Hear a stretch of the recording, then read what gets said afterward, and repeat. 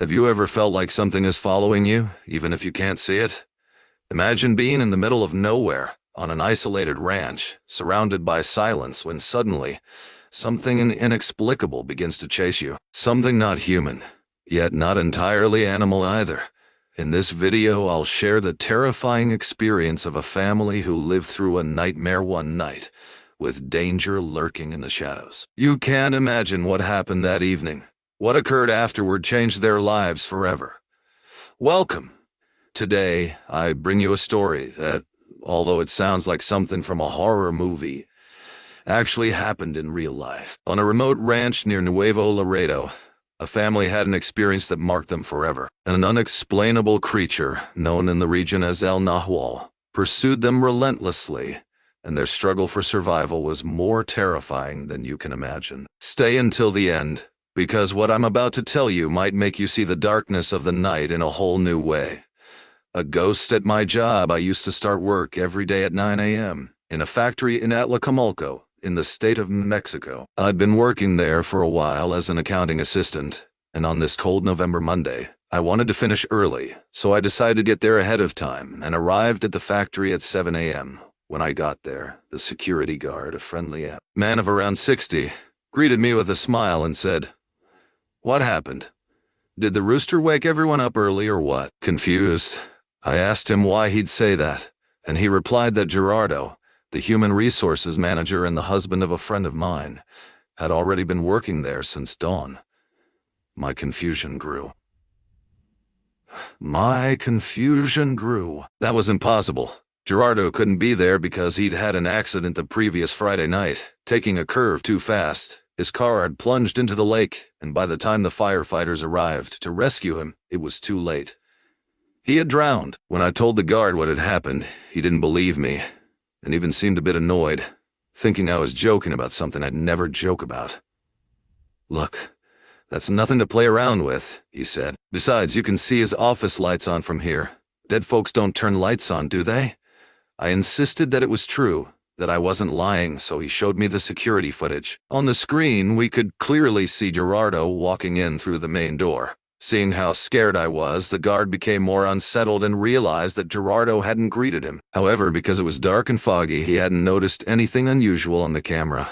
We never saw Gerardo's face, only how he walked directly toward the offices, disappearing into darkness. We stayed silent for a while. I was very scared and didn't want to go to the offices alone. I felt relieved when the guard said, "Don't go over there alone. Let's go, I'll go with you." The guard quickly grabbed his flashlight and keys, and we headed to the offices. As we got closer, we saw shadows moving back and forth through the blinds of Gerardo's office window, as if someone were searching for something. When we reached the door, the guard pushed it, expecting it to be open, but he just muttered some curses, shocked. At first, I didn't understand why, but I nearly had a heart attack when I saw him pull out his keys to unlock the door. I was right behind him, and I couldn't help but bump into him when he froze. "Look," he said. On the floor were wet shoe prints. We stood there for a few seconds that felt like hours to me. Then, summoning his courage, the guard opened the office door and started yelling out curses, as if trying to scare someone who might be inside. Finally, we went in. The guard took one step inside, then ran out, leaving me there alone, frozen with fear. With my eyes closed, I started to pray, though I can't remember what, torn between leaving or staying to see what would happen. I took a deep breath and opened my eyes. There was no one there, but there were papers on the desk, and they were soaking wet. Seeing them sent chills down my spine. Terrified, I approached the desk and picked up one of the papers. You might not believe me, but what I held in my hands was a life insurance policy in my friend's name. Gerardo had taken it out to ensure she would receive money in the event of his death, but no one knew it existed. I was engrossed in reading it when suddenly, the guard yelled at me to get out without looking back. I ran toward the exit with the paper in my hand. When we reached the gate, both terrified, we saw the general manager at the entrance. He rarely arrived at that hour, but he'd come to inform the staff that Gerardo had died the previous Friday, having drowned in the lake.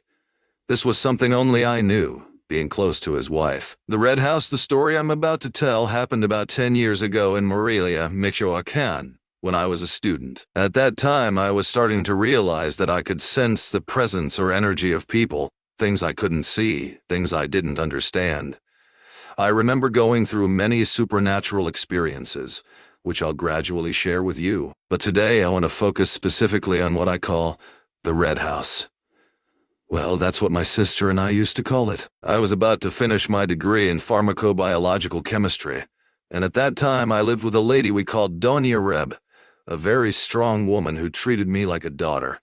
She now watches over us from heaven. My family is from a town in eastern Michoacán, where it used to be necessary to leave to be able to pursue a degree. Just as I was about to finish mine, my mom let me know that my sister would be coming to live with me to attend high school. At that moment, I took on the responsibility of my younger sister and thought, I can't have her living here. The lady rented me a little room, and there were more tenants. It didn't seem like a suitable environment for my sister, or at least that's what my protective instinct told me. So I began looking for a house where I could live alone with her, and eventually I found one. It was a large, colorful house with huge trees and 2 very spacious rooms. Something that really caught our attention was that it had a large bathtub, so we decided to rent it. The day we went to do a deep cleaning of the house, we were excited. The house was painted in intense red and had a peculiar vibe, but at the same time, it seemed cozy to us. The layout of the rooms, the large living room, and that huge garden made us feel that we had found the perfect place. However, while we were cleaning, we both started to notice strange details. Upon entering one of the rooms, we felt a change in the atmosphere. The temperature seemed to drop, and a smell of dampness filled the air, even though the house had been closed up. My sister and I looked at each other, trying not to worry too much, and kept cleaning, wanting to believe it was normal in an old house. As the afternoon went on, we started hearing little noises, like footsteps on the upper floor. At one point, when I was cleaning the bathroom and my sister was in the kitchen, we both clearly heard someone moving furniture in the living room. We immediately went to see, but no one was there. We laughed nervously and thought it was probably just our imagination, since we were alone in the house and not yet used to the place. That night, we decided to sleep there, even though we hadn't brought our belongings yet. Since there was only one mattress, we lay down together in the same room. Just as we were about to fall asleep, we heard a loud noise in the hallway as if someone had dropped something heavy. We looked at each other without saying a word, both knowing we weren't alone. I tried to calm myself and told my sister that maybe it was just a sound from the house, something moving in the wind or an old pipe. But she insisted that we check it out. With great fear, I turned on my phone's flashlight and we went down the hallway together. Everything seemed normal, but we felt a presence we couldn't explain. Then, from the darkness at the end of the hallway, we heard a whisper, something we could barely make out. It seemed like someone was calling us by name. We ran back to the room, closed the door, and tried to sleep. That was our first night in the Red House, and from then on, strange things started to happen, leaving us more and more convinced that the house held something we couldn't understand, something that perhaps didn't want us there. I had a strange feeling as if someone was watching us in the house. So I told my sister, "There's something here." She mockingly replied, "You're starting to sound like Carlos Trejo." I just laughed, but deep down I knew something wasn't right, that it wasn't something to joke about. The house was quite dirty, so it took us about a week to clean it thoroughly, checking every corner meticulously. When it was finally ready, we happily moved in. The first night arrived, and we each went to our room. Suddenly, we heard a very loud noise in the kitchen, as if someone were moving the dishes or dropping containers. My sister messaged me saying, "Did you hear that? I think someone broke into the house." I told her to hide in the closet and not to come out. Being the older sister, I felt I had to go see what was going on, that I had to take care of her. So I did, but to my surprise, no one was there. Plus, the dishes were in place. From that night on, the noises continued. Sometimes they were in the kitchen, other times in the bathtub, where it sounded as if someone were kicking or playing with plastic containers inside it. Over time, we got used to the noises. However, whenever someone entered the house for the first time, they were either attacked or heard their name while crossing the hallway. When he tried to cross the hallway and open the door, he felt an irrational fear that prevented him from opening it. He says that at that moment a chill washed over him, and he very clearly heard a woman's voice whisper in his ear. I was making breakfast and heard someone knock loudly on the door.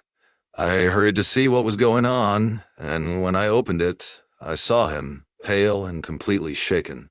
I calmed him down, and he told me what had happened. Days later, the same thing happened to my sister. She heard the voice of a woman whom I believe was the same, calling her from the hallway. When my mom visited us, it was no exception. On one occasion, while she was visiting, she was making us puzzle, my favorite. She had her back to me while I was sitting in the living room doing homework. Suddenly, I saw how a plastic sugar bowl that was on the counter shot towards her. I watched it hit her on the back. We were in shock, and my mom just said, "Daughter, please, leave this house already." I stayed silent. That day, my mom had to go back to her town, as she was then the director of the health center, had a lot of work. My sister, very attached to her, didn't want her to leave. So after much insisting, my mom agreed to stay until the next day and leave at 5 a.m. to arrive on time. The house had a large window in the living room that overlooked the garage, as well as a small window in the kitchen. Those who know old houses can surely picture it. The next morning, as my mom was leaving around 5 a.m., something made her turn toward the kitchen window, as if she suddenly felt someone watching her. She thought that one of us had woken up, but what she saw there was a terrifying face. A completely demonic face staring at her. I know that at that moment my mom would have liked to take us with her, but she knew that if she came back to wake us up, we wouldn't agree to leave. The only thing she could do was bless us before leaving. We had been living there for some time and didn't want to leave the house. My mom respected our decision, though she was increasingly uncomfortable with it. I particularly remember when the lady from the shop told me, "Girl, I don't want to scare you, but I have to tell you something. At night, when I close my store, when I'm leaving for home, I see Mrs. Chunita sitting there on your porch." The little old lady who had lived there so long, she saw her with her head down, completely covered. She sits there, as if she's still selling her sweets like she did in life. I froze, not knowing what to say, but she went on. "Chunita died alone in that room. Look there." And as she said this, she pointed to a window facing the street. I felt a chill realizing that was my room. I told my sister, and she shared that a friend of hers from Talalpujahua, who had visited, had had the ironing board thrown at her. We were very shocked because this made us think that the entity didn't just make noises or play with things, but also actively tried to scare us. It had the power to move physical objects, and therefore, we really were in danger. Weeks later, plastic balls started appearing all over the house. We thought they belonged to the neighbors' kids, and that maybe the cats had dragged them in. We'd leave them out in the yard so someone could come claim them, but no one ever did. There was one particular ball that no matter how many times we took it out, would always reappear when we weren't looking, and it always ended up in the same place, my sister's room. We started to believe that, on top of everything, we also had a ghost child living with us since the pranks kept happening. It would hide our things, and the ball would constantly return to the same spot. I'm telling you, it was always the same one. A plastic ball that looked like a soccer ball. We got so used to this and to them that we decided to name the child Saman. Every time we heard noises or the pranks began, we would call out into the void, "Calm down, Saman," and to our surprise, he would stop for a while. One night around 3 a.m., I was still working on some homework in the living room. My sister had gone to the town and I was alone in the house. I was very focused, almost forgetting where I was when suddenly I felt a chill. I swear, I even heard the leaves from the trees scraping across the yard as if a gust of wind moved them, and I heard the sound of the latch on my sister's room door, as if someone were trying to open it. That door had a trick to it. It didn't open easily. It was impossible for it to open on its own, but suddenly it opened.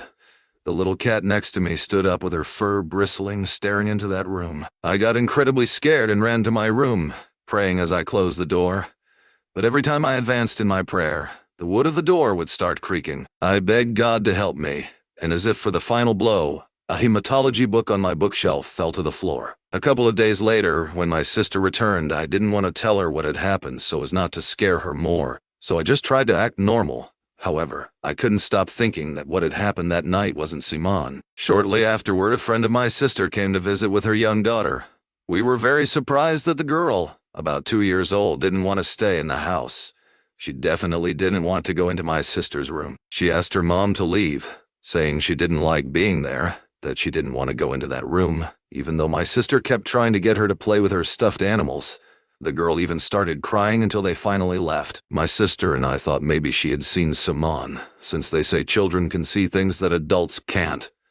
We shared the property with a neighboring house. When the tenants in the next house moved out, we felt we were completely alone. The next house was a distance away and had a high wall, so we now felt totally isolated. Around that time, our entire family came to visit, and we were so happy to have them there that we went out to buy soda to have a family meal, as is common in towns. When we returned, I asked if they had gone to the yard for lemons, as I had asked them, and one of my uncles answered, "We didn't go because we felt awkward with a lady who was washing.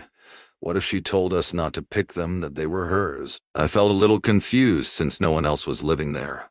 I told him the house next door was empty, that no one lived there, and he replied, "Very sure. I saw an older woman washing clothes. She was even wearing a robe and had short hair." At that moment, I thought about what the lady from the store had told me about Doña Chinita, but I only responded to my uncle, "Well, who knows? Maybe someone snuck in, or was there to get something they'd forgotten." But I knew we were completely alone. I knew full well what my uncle had seen. Weeks later, another uncle, my mom's brother, who's a mechanic, came over. He came because my car wasn't working well. I'd taken it to several mechanics, but it still wasn't fixed. My uncle offered to come fix it at the red house, and I agreed. While he stayed to fix the car, I went to work. But when I returned, he told me a lady had entered and greeted him. He described the same person my other uncle had seen and also mentioned that she was washing clothes. I told him, "My uncle Israel saw her too, but there's no one living here. No one enters." My uncle told me no, that this wasn't a ghost. It was a lady who had even greeted him. And again, I could only reply that I didn't know, that God only knew who it might have been.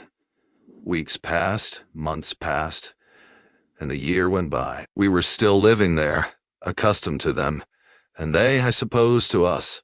Over time, my boyfriend and I decided to take our relationship to the next level, so he moved in with me. He saw all those balls lying around the house, and he gathered them up and gave them to the neighborhood kids, including the special ball, Simone's ball. It was the worst thing he could have done. From that moment on, the activity in the house increased considerably. There were noises everywhere, and something truly frightening happened to me. A voice that imitated me. Once, I turned off all the lights before going to bed. I approached the living room where my cat was and said, "Hello, my love." I turned off the outside light, the only thing giving us a little light, and in the darkness of the living room, I heard someone respond, "My love." As the days went by, we realized that Simon was angry with him because the activity was focused on my husband. Almost everything happened to him. He heard almost all the strange things. Later, I got pregnant. I'd finished my degree and earned my diploma, so I quit my job at a clinical lab because I didn't want the baby to be at risk due to the samples I handled. I devoted myself entirely to home life and taking care of my pregnancy. Months went by and those entities no longer bothered us as much. I think the peak came when I was about to give birth. One night I turned off the living room lights and heard the sound of an ambulance, but it was as if it was coming from the yard. I saw that the new neighbors had called for one because a woman with them wasn't feeling well. The twist came when I found out why. The woman had nearly had a heart attack because she saw something terrifying, something in the bathroom. They said she panicked, suffered an anxiety attack, and the ambulance took her to receive care. When they left, I turned off the last light in the living room, and as I headed toward my bedroom, something stopped me in my tracks. I saw a black silhouette that somehow stood out in the darkness of the night. Whatever it was, it began to walk toward me. I felt immense fear. My baby, my daughter, began to move inside my belly each time that entity got closer. It walked with awkward steps, growing bigger.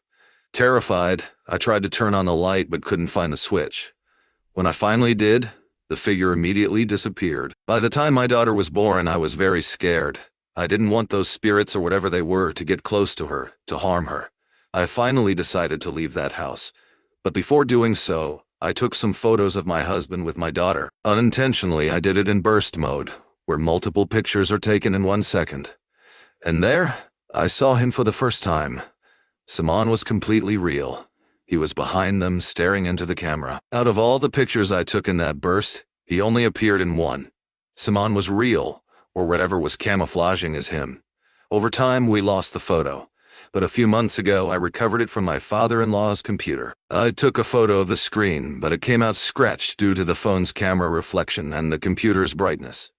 Still, I would love to show it to you. Thank you for listening to my story, community. Thank you for staying with us. And if you made it this far, please leave us your opinion on tonight's stories.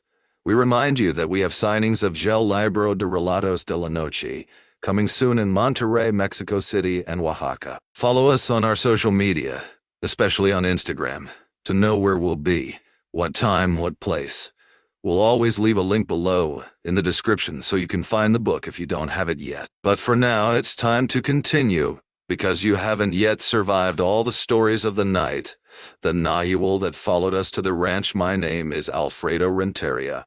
I currently live in Ciudad Lerdo, Durango, and I'm 44 years old. My story took place when I was 14. Back then, we lived in Nuevo Laredo, Tamaulipas. My father was the foreman of a cattle ranch located at kilometer 14 of the national highway from Nuevo Laredo to Monterrey, Nuevo Leon. The ranch was called Santo Tomas. The gate was right off the highway, but the ranch itself was 12 kilometers inland. My family consisted of my dad, my mom, my younger brother, and me. We were happy kids who enjoyed the ranch work immensely, driving cattle to the pens, deworming, vaccinating, and handling other tasks. In the afternoons, we patrolled the fence lines to scare away poachers, who were quite common back then since there were plenty of deer, quail, armadillos, coyotes, wild turkeys, and even pumas, bobcats, and bighorn sheep, along with many other exotic animals. Those ranches were often hunting reserves, with species introduced for sport hunting. We would do those patrols on horseback, on docile but spirited and reliable animals. Sometimes we'd even go swimming in large round water troughs filled with well water, placed so the cattle had drinking water available. What I'm going to tell you happened one afternoon when the work was done, at around 4 p.m. It was the end of the month, in September, and the boss, Don Ceferino, paid the employees' wages and my dad's. My father told my mom to get ready to go to Laredo to do the monthly grocery shopping, and she agreed. In just a few minutes, she had the shopping list in hand and her purse full of the bills my dad had just given her. My brother and I, playful and scheming, decided to ask my dad to let us patrol the trails.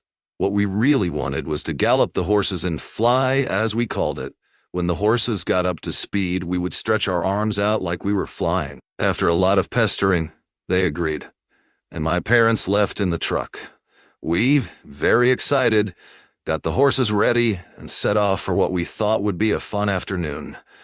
When we finished, we stopped at one of the water troughs, ready to take a swim. This one was 3 meters deep, but we were good swimmers. We had everything we needed for swimming. It was about 3 kilometers from the ranch. We tied up the horses to the branch of a huge mesquite tree beside it, and soon we were in the water, playing, laughing, and having a great time. At one point, I climbed out of the water and lay down on the edge to dry off in the sun. I didn't notice that all of the usual sounds of the wilderness had completely stopped. No birds, no insects, no crickets. Out of nowhere, the horses grew restless. They started pulling at their reins and snorting. Horses only snort like that when they smell a puma or a bear, large predators that can attack them. My little brother noticed too. He got out of the water, and without a word, we dressed without even drying off. We struggled to calm the horses, enough so we could mount them. My brother and I just looked at each other, knowing without speaking that we had to head back to the ranch. My brother led the way, and I followed, watching his back. As we rounded a bend in the trail, suddenly, my horse gave a massive jolt that left me clinging to its neck. My brother's horse reared up on its hind legs, ears pinned back, snorting and thrashing violently. I don't know how, but I managed to climb back into my saddle, and as if the animal understood, it suddenly bolted at full speed. All I could do was shout to my brother to hold on tight and not stop, no matter what. I remember that during that frantic gallop, When I looked back, I could only scream because of what I saw. I want to clarify that even though the sun had already set, I could see clearly. There was enough light to know it wasn't just my eyes playing tricks in the dark. What I saw was a creature with long hands, short legs, and a head that was a mix between a dog and a human. It was growling in a horrible way, a way I'd never heard a dog growl before. The worst part is that thing wasn't just standing there. It was running after us. That's why the horses were bolting, and that thing chased us all the way to the ranch.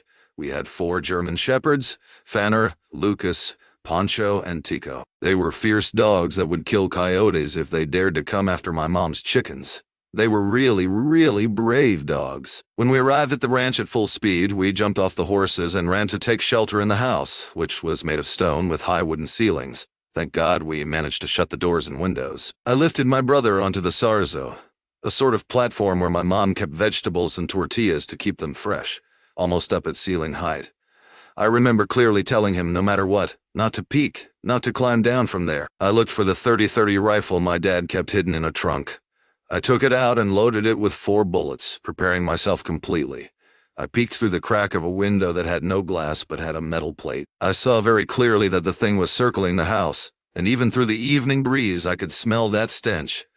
That thing smelled like rotting animal. It scratched at the doors made of thick, strong wood, and windows with metal bars that were bent after that night. My dogs howled in the distance, brave, furious, but without the courage to come back to the house, without the courage to face whatever was out there. The horses disappeared that night with their saddles and reins still on. I don't know how long that siege lasted. After a while, everything went silent, and suddenly, we heard the boards of the corrals breaking as the cattle stampeded. That thing had gotten inside and attacked them, and the poor animals fled in terror. Then, thank heaven, I saw the lights of the truck my parents had taken. The dogs were running with them. My father knew something was very wrong, because he had found the dogs far from the ranch, on the road. So when they arrived, my father fired shots into the air with a .45 he always carried at his waist. My dad told me later that when he and my mom came in, I was in a trance, staring fixedly at the window and holding that rifle tightly in my hands. My mom was hysterical, calling for my little brother. He, who was 6 years old at the time, was still hiding in the sarzo where I had put him. My dad had to slap me to snap me out of it. This last part, they told me later. I don't really remember it. That night we couldn't sleep. The next day we went outside and found footprints resembling human feet, as if something had walked on all 4s. The strange thing was that the marks on the doors looked like bear claws, and everything reeked of dead animal. That smell lingered for weeks. The dogs roamed restlessly, sniffing and growling, nervous and on edge. The horses came back 3 days later. The cattle were almost impossible to get back into the repaired corrals. My brother and I were cleansed with eggs and piro branches for several days, and we couldn't stop having horrible nightmares. The woman who did the cleansing told my mom that what had chased us was a nahual, and warned her to be very careful not to leave us alone, neither during the day nor, especially, at night. The boss offered my dad more money to stay at the ranch, but after a few weeks, neither he nor any of the other workers wanted to stay. We left that place, and to this day, I have never returned, not even once. Now, as a 44-year-old man, I remember that afternoon, and my hands start to shake uncontrollably.